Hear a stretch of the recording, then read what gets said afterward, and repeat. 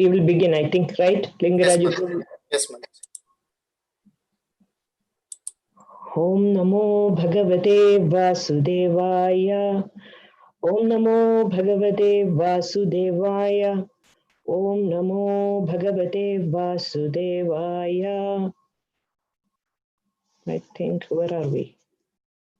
No, I'm sorry, I think I put.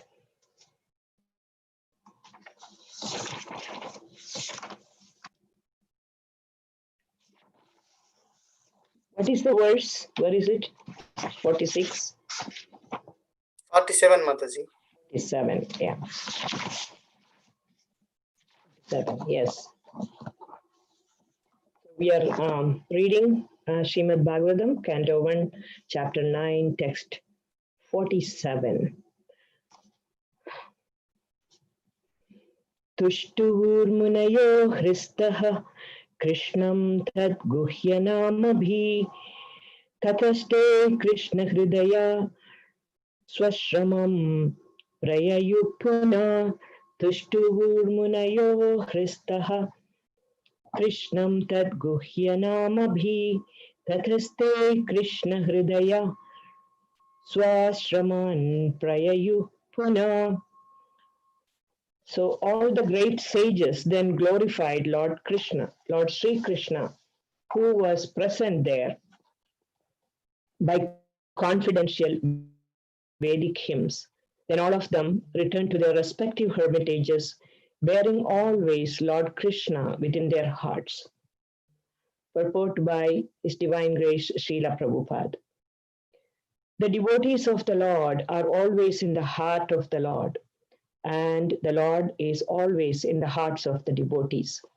That is the sweet relation between the Lord and his devotees.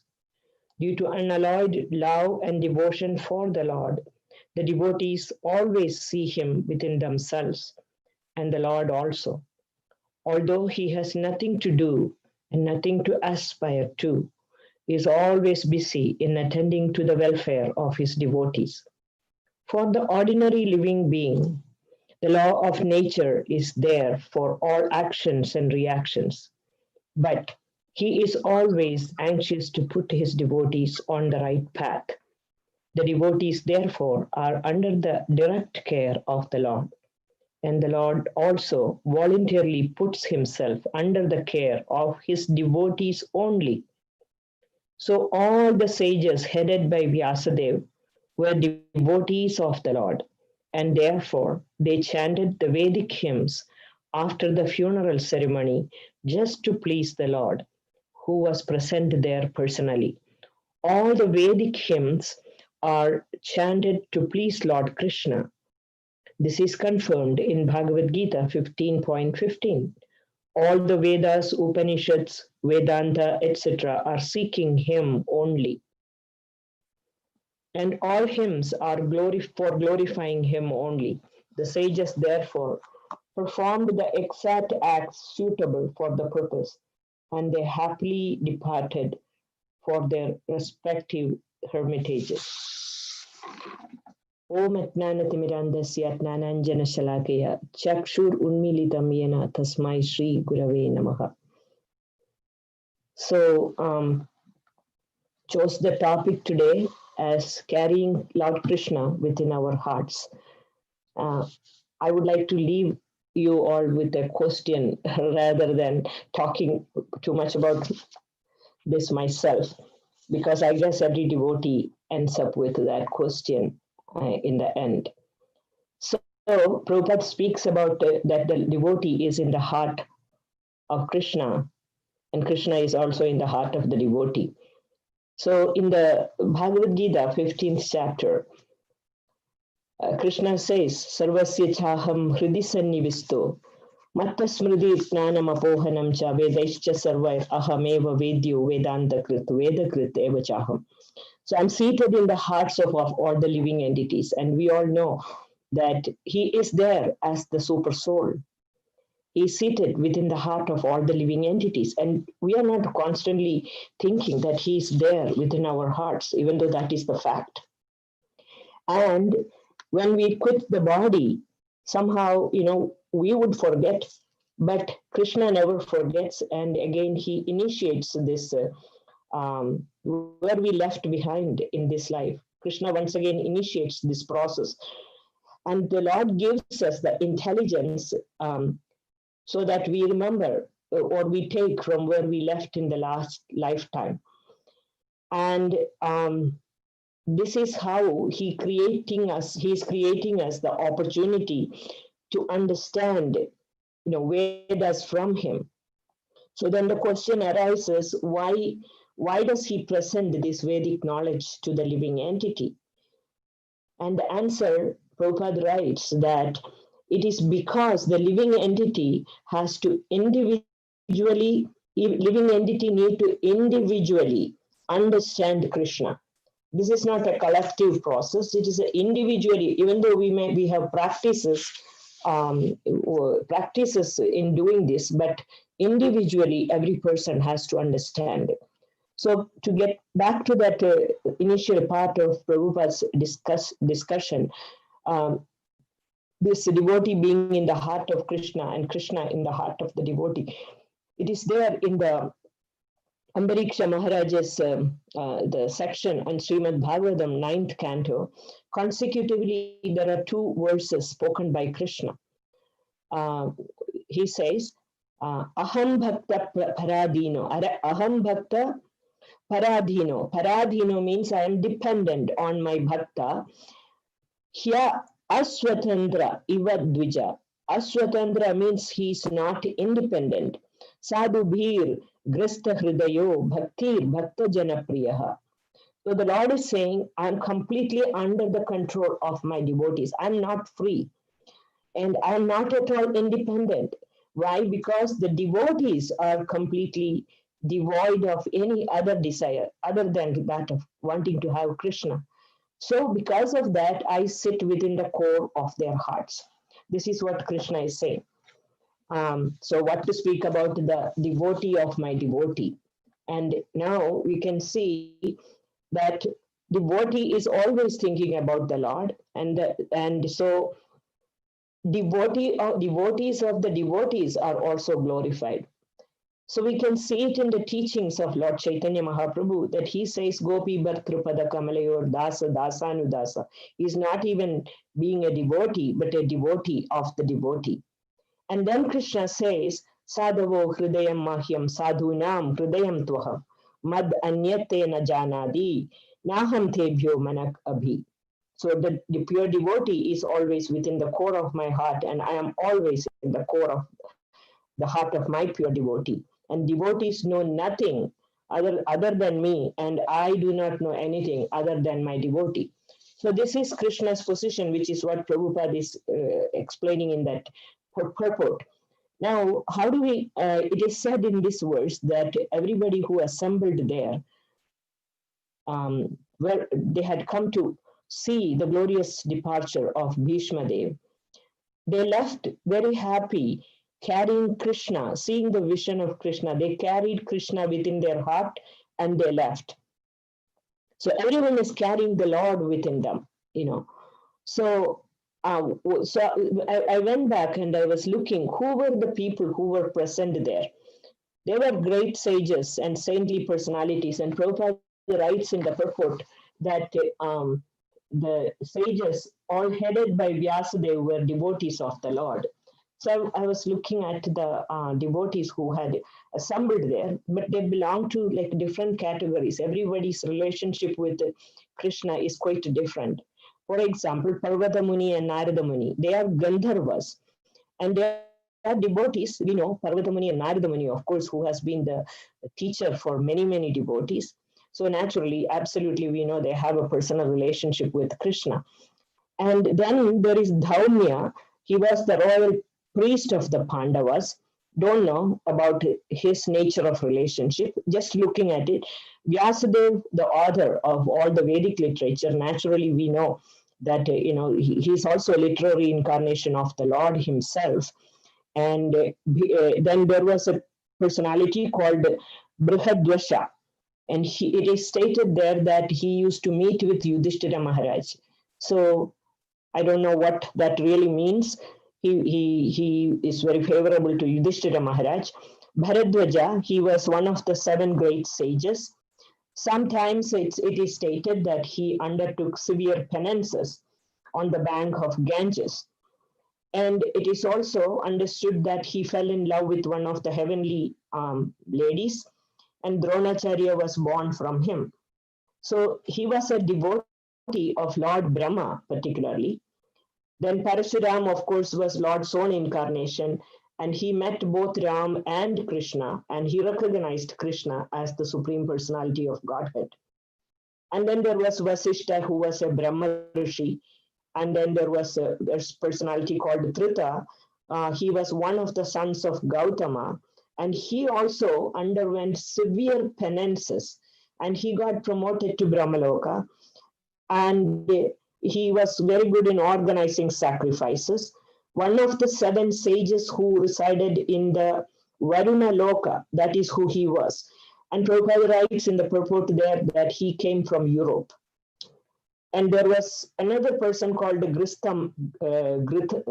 Samada, and this personality is from Indra Loka, and it is said that he even resembled Indra. And again, he was a very celibate and respected personality. We don't know what is his relationship with Krishna. Then, of course, Asiddha Devala Rishi. He was a devotee of Lord Shiva. So, like that, it goes on and on. So, in this assembly, there are devotees of Krishna, who had personal relationship with Krishna in a specific way. And then there are devotees of Lord Shiva, there are devotees of Lord Brahma.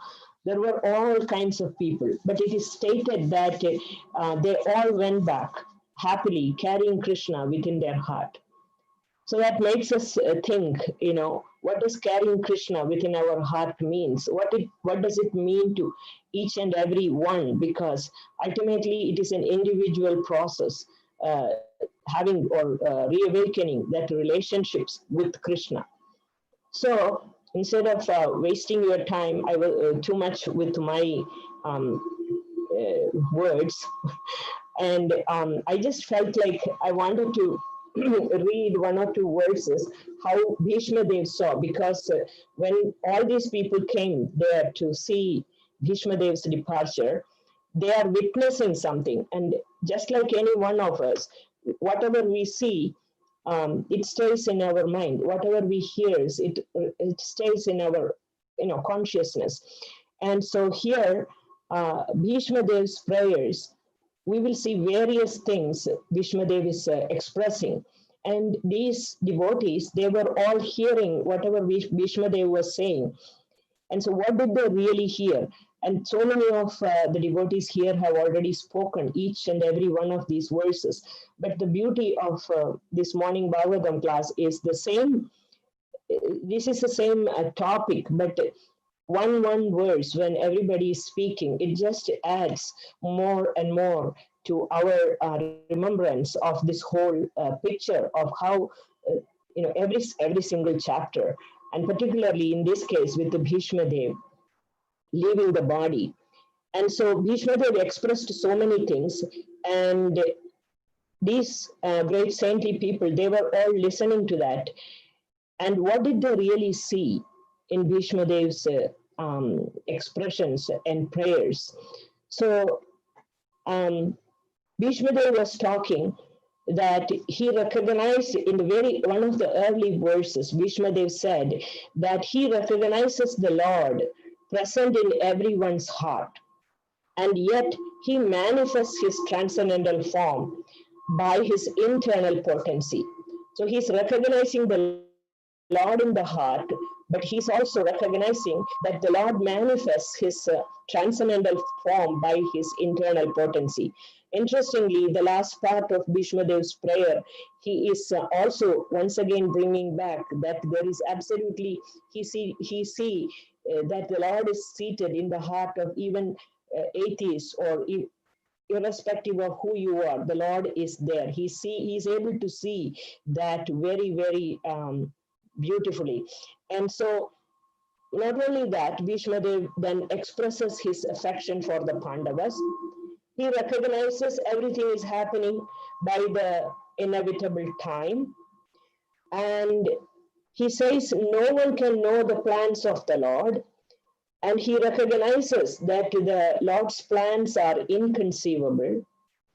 And he makes another very clear statement that the Supreme Lord, the original personality of Godhead, he is the original personality of Godhead, but he is moving among the Vrishnis as an ordinary person, just like one among them. And another thing he says is he himself, he is the unflinching servitor of the Lord. So, because he is the unflinching servitor of the Lord appears, and the Lord is so kind to him, he graciously appears in front of him at the time of Bhishma Dev leaving his body.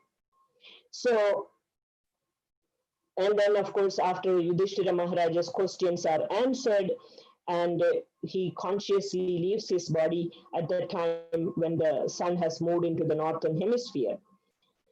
So, towards the end, it is said he withdrew all his mind and all his thought processes, everything, and he fixed his mind upon Krishna, thinking, feeling, willing.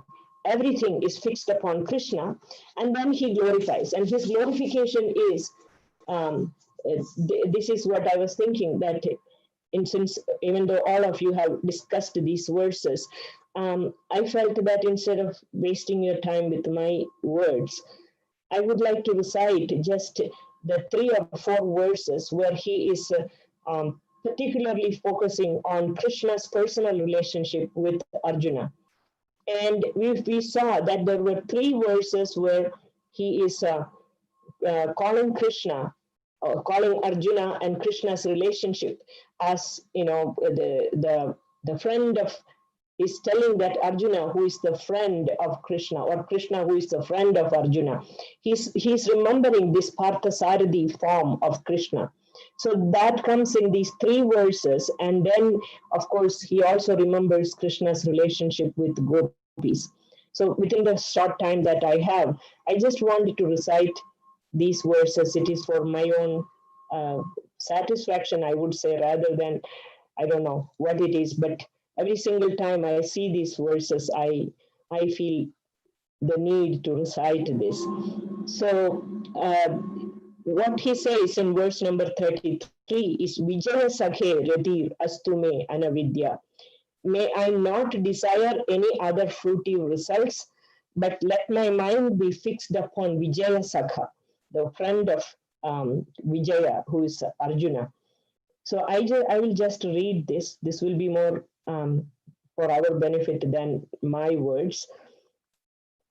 Here, Bhishma Dev says, Tribhuvana Kamanam Tamalavarnam Ravikara Gauravarambaram Dadhani Vapuralaka Kula Vritananabjam Vijaya Sakhe Retirastu Me Anavadya Tribhuvana Kamanam Tamalavarnam Ravikara Gauravarambaram Dadhani Vapuralaka Kula Vritananabjam Vijaya Sakhe Retirastu Me Anavadya.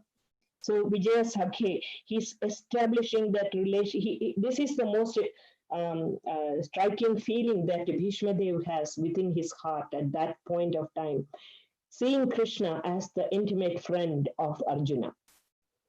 And then there is this verse where Bhishma Dev is describing Krishna's hair all ashen due to the dust raised by the hoofs of the horses. And then comes the next verse where again he is talking about Krishna's relationship with Arjuna. Sapati Sakivajo Nishamya Madhye Nijaparayor Balayor Ratham Niveshya Stitavali Parasainika Yurakshna Vidavadi Partha Sakhi Rathir Mamastu Sapati Sakhivajo Nishamya Madhye Nijaparayor Balayor Ratham Niveshya Stitavali Parasainika Yurakshna Ritavali Partha Sakhe Rathir Mamastu. So here again, he is Hridavadi Parthasakhe Ratir Mamastu. How Krishna obediently followed the commands of Arjuna. Again, that is the personal relationship. Krishna subservient to Arjuna out of his love for him. And then Bhishma Dev again remembered how Krishna removed the ignorance, the seemingly ignorance of Arjuna in that battlefield by speaking Bhagavad Gita. And that comes in 36. व्यवहितप्रतनामुखं निरीक्ष्य स्वजनवहत् विमुखस्य दोषबुद्ध्या कुमतिम् अहरद् आत्म विद्यया यश्चरणरति paramasya tasya mestu. So this is remembering Arjuna and Krishna in the chariot, and Krishna speaking the Bhagavad Gita. And then again, Bhishma Dev remembered Krishna charging towards him, carrying the wheel in his hand, and his clothes all flying in the air, his head covered in perspiration, and he's having this beautiful vision of Krishna, and he's saying that Krishna appeared like a lion charging to kill an elephant. And may that Krishna, he let him be my ultimate destination. And then comes his remembrance of Krishna as the Lord of the gopis, and that comes again there is another verse, Vijaya Ratha Kudumba Attatotre, that is in verse 39. Here again it is about a personal relationship. Vijaya Ratha Kudumba Attatotre Dridahaya Rasmini Tach Triye Kshaniye Bhagavati Ratirastu Me Mumushur Yamiha Niriksha Hada Gada Swarupam. Vijaya Ratha Kudumba Attatotre, concentrating my mind upon the chariot driver of Arjuna. And how did he remember? Holding the whipping stick in his right hand and holding the bridle, the rope on his left hand. Vijaya Rathe Kudumba. And so like that, he remembers 3-4 verses about Krishna and Arjuna in that relationship. And then he remembers Krishna's relationship with the gopis.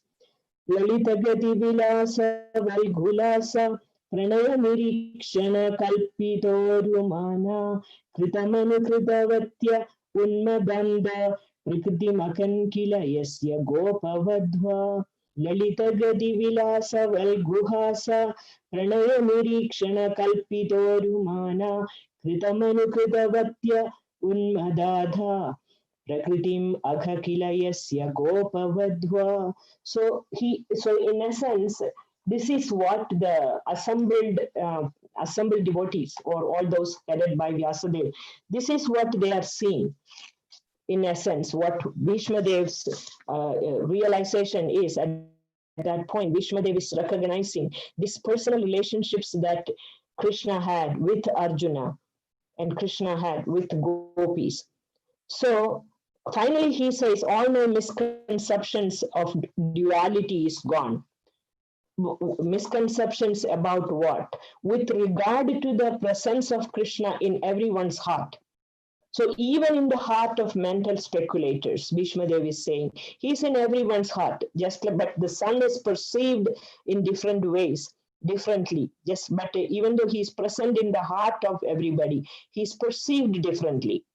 So that is what everyone is witnessing just at the time of Bhishma Dev's departure. So this is painting the picture. And it has been so beneficial to hear all of you speak, because this picture is painted so deeply within our heart, again and again hearing and perceiving the presence of the Lord within everyone's heart, and even that of mental speculators. So here in today's verse, it is said that everybody left very happily, carrying Krishna within their heart. So, so that brings us to the question, what does it mean, carrying Krishna within the heart? Did everybody carry Krishna in the same way? Are we all carrying Krishna in the same way within our heart? That is the question. So it is quite obvious in the description of all those personal relationships that Bhishma Dev expressed, that, the Lord can be brought under control only by bhakti, by no other means. And Prabhupada writes in the Bhagavad Gita purport that everybody individually needs to understand Krishna. And I'll conclude this very quickly with a wonderful thought, which is Jiva Goswami's writing, where he says that there is even difference in the relationship of Krishna with his parents, that of Vasudev, the Maharaj Vasudev, or Nanda Maharaj. So Jiva Goswami says that Krishna only reveals himself when there is full love and where there is affection to him as parents, and that causes his appearance as their son. So because of that deep, intimate love that somebody has towards him, he makes his appearance. In every kalpa, he makes his appearance. And it is stated that he wants to honor the depth of the accumulated prema that is residing within the heart of the devotee. He wants to honor their prema, and he wants to clear that debt. And in the case of gopis, he said, I cannot clear my debt to you. But he always is thinking, I can never repay this debt to my devotee. But yet he appears as their son. And how did he appear to Vasudeva and Devaki? He appeared internally within the heart of Vasudeva in the form which is four-handed form. And he appeared also in Kamsa's prison in four-handed form. And not eventually, of course, afterwards, he revealed his two-handed form. So very nicely, Jiva Goswami says that the cause of the fruit can be inferred from the fruit itself. The cause of the fruit can be inferred from the fruit itself. That's a logical statement. So from that same logic, we can understand that Krishna appeared always in two-handed form for Nanda Maharaj and Yashoda. So this means a lot. There's a lot of food for thought here in these statements.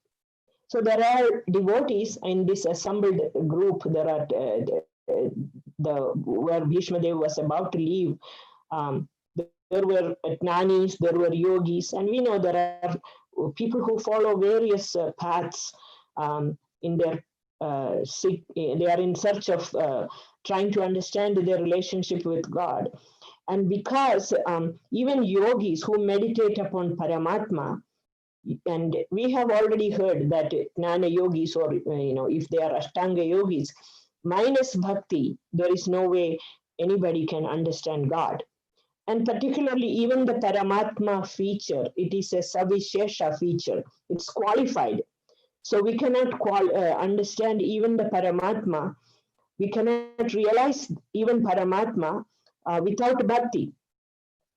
So Shankaracharya had written a commentary called Brahma Sutra Commentary. And even Shankaracharya says, even though liberation is the result of higher knowledge, he always uses the term vidya, it is bhakti. Bhakti is the thing that prepares the ground for higher knowledge. How does bhakti prepare the ground for higher knowledge? That is because bhakti is the only thing that brings about the grace of the Lord. So now, even though he is glorifying vidya, higher knowledge, you cannot get that without the grace of the Lord. And Krishna himself says, Mamevaye prapadyande maya medam tarantide. So without Krishna's grace, how can anybody cross over this the energy, his material energy. So the jnanis, who are those people who are in knowledge, they have some sense what is God. And in other words, they can, the jnana or knowledge can somehow take us in the direction of Bhagavan. But not the knowledge that is based on our intellectual understanding or our limited understanding.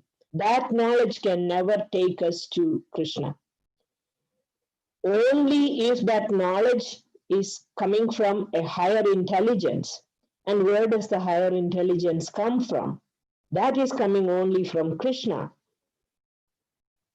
So it's very interesting to meditate upon that just knowledge alone does not take us to Krishna. That knowledge has to come from a higher intelligence, which is granted by Krishna. And who will he grant it? He will grant it only to someone who is sincerely devoted to him. So the jnana, which is the product of bhakti, that is the jnana that we need. That can dispel our cloud of ignorance. And that will help the living entity ultimately to attain the Supreme Lord. So whatever path of religion one may choose, bhakti is an essential component of that. We may think that we are the only ones who have bhakti, but one can choose any path of religion, but bhakti has to be there. That has to be the essential component. And so if we think like that, ultimately we come to the realization that any path of realization about God, there is only one path, and that is the path of bhakti. So you can call yourself belonging to any religious group, but the path of realization is bhakti. There is nothing else. That is the essential teaching in the scriptures. And now, once again, these great personalities who assembled there, and ordinary people like us also, who are sitting here, all of our intelligence, intelligence of all of us is always differently conditioned. We are all conditioned by the three modes. It's always affecting us. And therefore, depending upon how we are influenced, we may interpret the Vedas differently. And also we may speak about different paths of realization, and we will say there is more than one path. And all that, because under the influence of the three modes, each one can interpret the path of realization as different. But ultimately, when you look deeper into this, you understand bhakti is not only the essence of the Vedic understanding, but it is also the essence of all religions. Bhakti is the essence of all religions, not only just what we know as religion. If there is bhakti, there is reciprocation from the Lord. You can call him by any name. And so that brings us to the point, the question which I am going to leave with all of you, including myself. I have been asking this within myself, that how is it that each one of us, what does it mean to us carrying Krishna in our hearts? And what does it mean to us developing bhakti? Each one of us, when you ask that question, I think that is the most enlivening thing about this process. Then we become like thoughtful human beings, trying to understand, where am I standing? What is my relation? Not in the very, esoteric way about what is my true identity or anything like that. Do I even have a touch of bhakti towards Krishna? And that is a question that really help us to grow in our Krishna consciousness. I took 5 minutes extra. I'm so sorry. But my apologies. I felt like I wanted to read those verses rather than just take your time with my talk. So I would thank you for your patience, and I would like to invite you all to share your thoughts, comments, anything.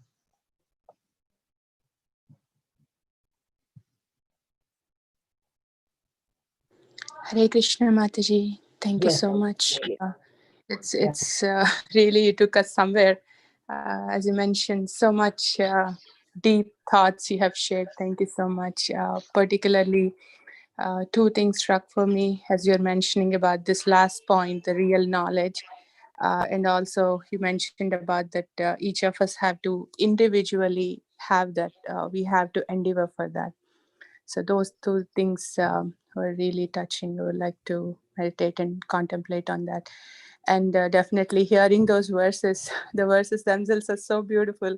And hearing from you is just so nectarian. Just a small request, Mataji, if your schedule permits, please give us more of your association through the Srimad Bhagavatam classes, maybe twice in a month.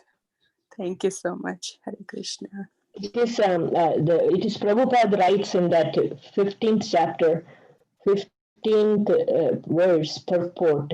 It is an individual effort. And I was really seeing this as a connection here, that it is ultimately an individual effort. And when I was reading this last part about Bhishma Dev, and all these sages, they are carrying Krishna within their heart.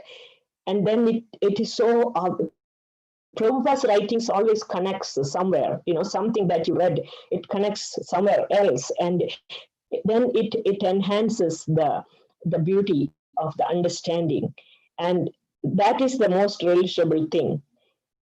That makes you think. Everything Prabhupada has written there. And only thing is we don't discover that. We are discovering it only like very little bits and pieces. Somehow Krishna just reveals it. As we read, Krishna just reveals it here and there. Thank you very much. I don't know if anybody else have any comments.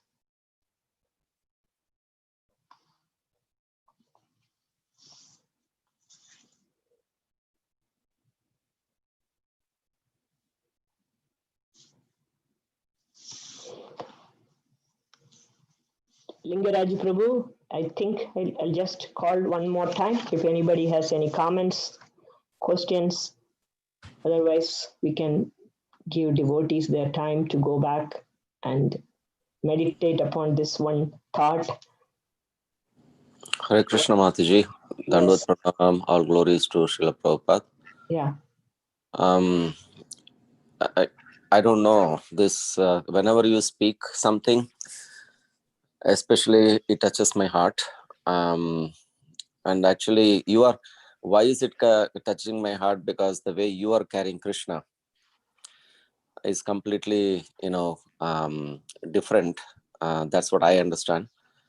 The way you are carrying Krishna, that's why you are giving this kind of classes and touching our hearts.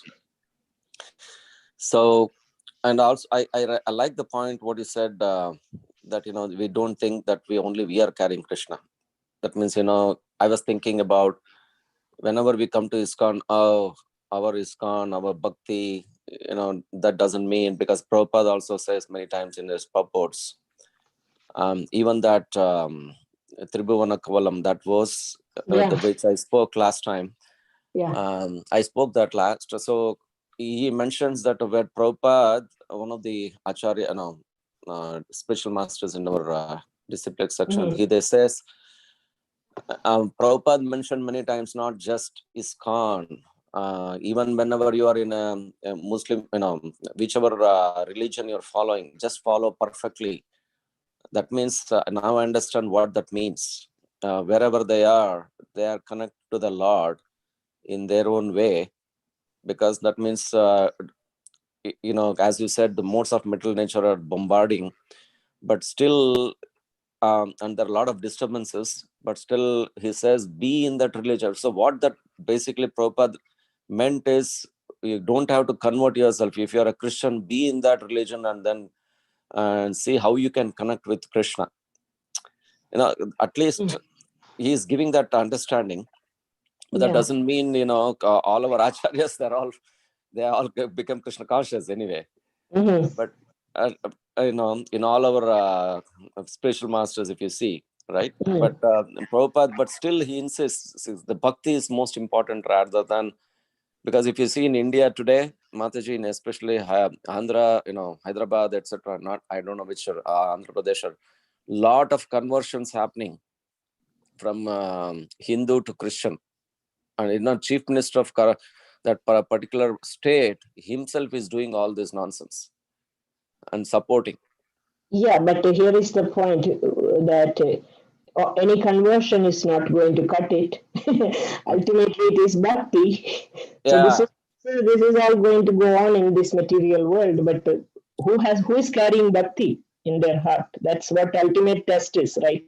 So exactly. Again, it is a cycle. But you were saying that about you feeling I'm carrying Krishna, how I carry Krishna in my heart. All of us carry Krishna in our hearts. Of course, he's seated there as Paramatma, which we don't even recognize. Forget about that. But they're really meditating upon Krishna. But my realization, I don't even like to use the word realization. Absolutely, there is no realization at all.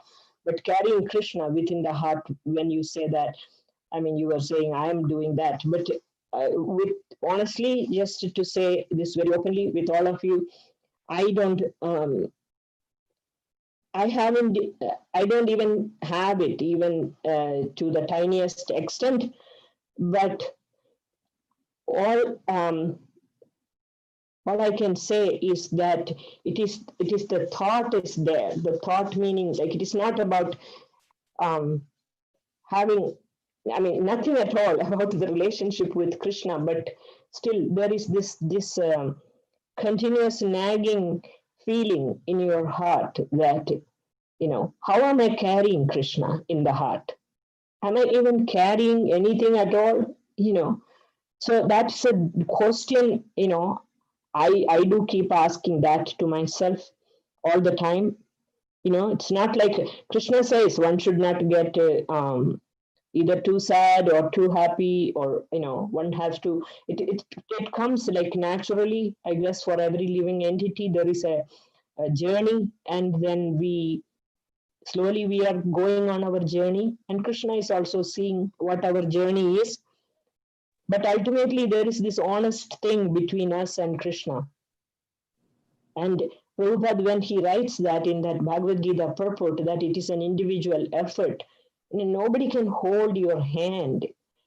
And of course, then there is this association, guidance from the Guru, and our relationship with our spiritual master, and then with Krishna, and with patience and perseverance, and meditating upon this thought process that meditation is definitely required. That is all I know. But I don't even know what is the meaning of meditation. But meditation is definitely required. If we are not thoughtful, how will we even go in that direction? Mechanically doing it is not going to cut it. That is the only feeling I always have, but not any progress in bhakti or anything like that. We cannot perceive these things at all. But it's interesting. I like Jiva Goswami's comment, the analogy, not analogy. I think it is Jiva Goswami uses this logic. That logic is really interesting. The cause of the fruit can be inferred from the fruit itself. That really strikes a deep note. Cause of the fruit, Krishna appears in his two-handed form to Nanda and Yashoda, and Nanda Maharaj and Yashoda. But he appears in his four-handed form to Vasudeva and Devaki. And who are they? They are like eternally Krishna's parents. And of course, there is no comparison with other living entities. And yet, the logic can be applied even at our level. Cause of the fruit can be inferred from the fruit itself.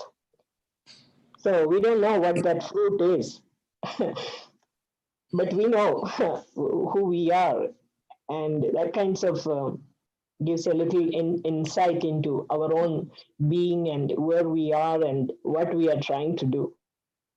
It's really interesting to think about this.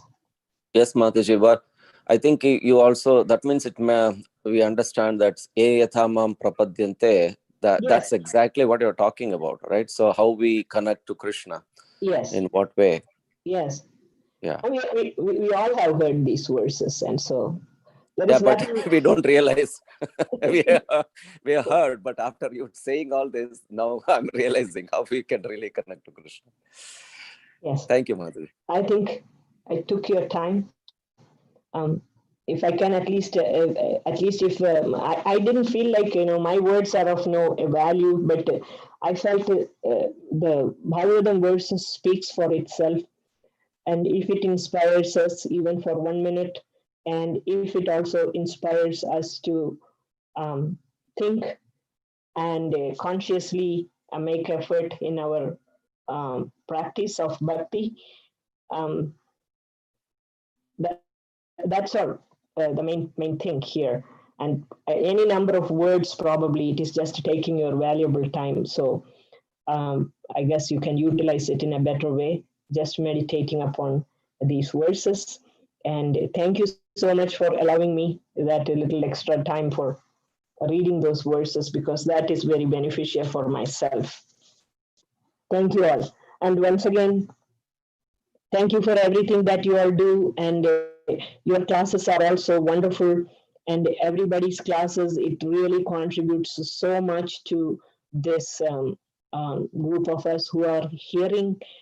And one thing I have experienced is that every day, everyone speaking something on these wonderful topics of Srimad Bhagavatam. It really is, it makes you think more, and or at least meditate a little more deeper, because we could read it one time and that is quite different from hearing it again and again, and then this whole picture emerges. There is a whole picture, the puzzles, the part of the puzzles you put together, and then you start thinking about it. Actually, from the time this Bhishmadev topic started, it has been again and again, the mind goes back to what was spoken and what was there in those verses, to once again recollect what was said by Bhishmadev. And our memory is so short that we don't even remember the details of what Bhishmadev really said. And so because we are hearing every day, we have this opportunity to recollect. Otherwise, among all the so many other things that we do, there is no opportunity to particularly focus on one single subject matter. And this time it was all about Bhishmadev. And so I'm sure every one of you are experiencing this. It is not unique to myself, because the effect has to be the same again and again, thinking and meditating upon what is it that we heard. And it reinforces what we have heard so much within our hearts. And so I wish you all the best in this Karthik, and thank you for your time. Hare Krishna, please accept my humble obeisances. All glories to Srila Prabhupada.